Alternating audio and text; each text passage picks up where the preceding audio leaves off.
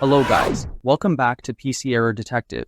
Today I'm going to show you how to copy screen on Windows 10 using easy steps that make taking screenshots quick and simple. Step 1. Press the Windows key, Shift, and S together on your keyboard.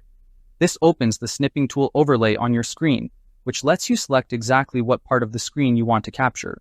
Step 2. Choose the mode you want to use from the options available: rectangular, freeform, window, or full screen.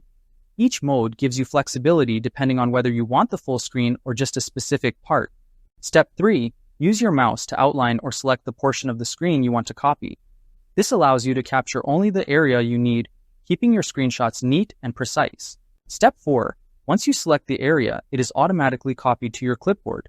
You don't have to save it first, which makes it fast and convenient for pasting anywhere. Step 5. Open an application like Paint, Microsoft Word, or an email, and press Ctrl V to paste the screenshot. From here, you can edit, save, or share the image as needed. Thank you for watching, and don't forget to subscribe to PC Error Detective for more helpful tips.